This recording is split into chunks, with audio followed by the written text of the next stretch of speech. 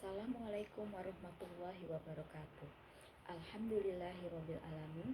Wassalatu wassalamu ala asyrofil anbiya'i wal mursalin wa ala alihi wa ashabihi ajmain, amma ba'du. Segala puji dan syukur kita panjatkan kehadirat Allah Subhanahu wa taala yang telah melimpahkan rahmat, taufik dan hidayahnya. Selawat serta salam semoga tercurah kepada junjungan kita Nabi Muhammad SAW beserta keluarga, sahabat, dan para pengikutnya hingga akhir zaman. Dalam menjalankan ibadah sholat, bersuci atau tahara adalah syarat mutlak yang harus dipenuhi. Ketika air tidak dapat ditemukan atau tidak dapat digunakan karena uzur syar'i, Islam memberikan keringanan berupa tayamum. Agar tayamum yang kita lakukan menjadi sah dan diterima oleh Allah, kita wajib mengetahui syarat-syarat dari tayamum tersebut. Kitab Safinatun Najah dengan gamblang menyebutkan bahwa syarat-syarat tayamum ada 10. Yang pertama, menggunakan debu. Tayamum wajib dilakukan menggunakan debu yang murni. Debu dalam konteks ini didefinisikan sebagai bagian dari permukaan bumi yang lembut dan halus, serta memiliki sifat dapat berterbangan dan mampu menempel pada anggota badan.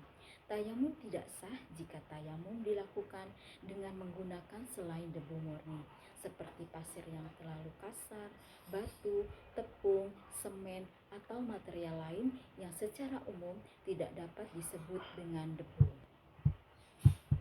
Yang kedua, debunya suci. Debu yang digunakan untuk tayamum haruslah debu yang suci, bukan debu najis atau debu yang terkena najis. Apabila debu tersebut tercampur atau terkena najis, maka tayamum yang dilakukan dengan debu tersebut menjadi tidak sah.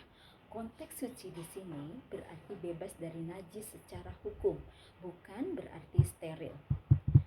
Yang ketiga, bukan debu mustakmal. Debu yang digunakan untuk tayamum tidak boleh merupakan debu yang sudah pernah dipakai untuk bersuci sebelumnya. Debu yang telah menempel pada wajah atau kedua tangan setelah usapan pertama telah kehilangan sifat mensucikannya, sehingga tidak boleh digunakan lagi untuk usapan berikutnya. Yang keempat, tidak bercampur dengan sesuatu yang lain. Debu yang digunakan harus murni dan tidak boleh tercampur dengan zat lain seperti tepung, kapur, pasir, atau benda-benda lain. Meskipun dalam jumlah yang sedikit, campuran yang dapat membatalkan tayamum adalah campuran yang menghilangkan sifat kemurnian debu tersebut. Apabila campurannya sangat sedikit sehingga tidak mempengaruhi sifat asli dari debu tersebut, namun demi kehati-hatian, hal tersebut sebaiknya dihindari. Percampuran debu dengan zat lain dikhawatirkan dapat menghalangi sampainya debu pada anggota tayamum, sehingga merusak fungsinya sebagai debu murni pengganti air. Yang kelima, berniat tayamum. Niat wajib diartikan atau dihadirkan bersamaan dengan permulaan pelaksanaan tayamum, yaitu saat mulai menepukkan tangan ke debu yang berlanjut hingga usapan wajah. Niat yang dimaksud adalah niat untuk bersuci yang memperbolehkan sholat atau ibadah lainnya. Tayamum yang dilakukan tanpa niat dianggap tidak sah. Yang keenam, mengusap wajah dan kedua tangan dengan 2 kali tepukan debu. Dalam pelaksanaan tayamum disyariatkan untuk menggunakan 2 kali tepukan pada debu suci yang terpisah. Tepukan yang pertama dikhususkan untuk mengusap wajah. Tepukan yang kedua digunakan untuk mengusap kedua tangan hingga siku. Tayamum dianggap tidak sah jika hanya menggunakan 1 kali tepukan untuk kedua anggota tersebut. Yang ketujuh, menghilangkan najis terlebih dahulu. Sebelum melaksanakan tayamum, semua najis yang terdapat pada badan, pakaian, atau tempat sholat wajib dihilangkan terlebih dahulu.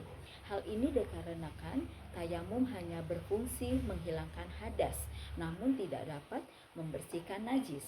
Oleh karena itu, apabila terdapat najis yang melekat, wajib dibersihkan terlebih dahulu dengan air atau benda suci lainnya. Setelah najis tersebut hilang, barulah tayamum dapat dilaksanakan untuk mengangkat hadas. Yang kedelapan adalah berijtihad dalam menentukan arah kiblat sebelum tayamum. Seseorang wajib berupaya untuk menentukan arah kiblat sebelum memulai tayamum. Setelah meyakini arah kiblat, barulah proses tayamum tersebut dapat dilaksanakan. Apabila seseorang bertayamum terlebih dahulu sebelum mencari kiblat dan ternyata arah kiblat yang dimaksud adalah keliru, maka tayamum dan sholatnya dianggap tidak sah.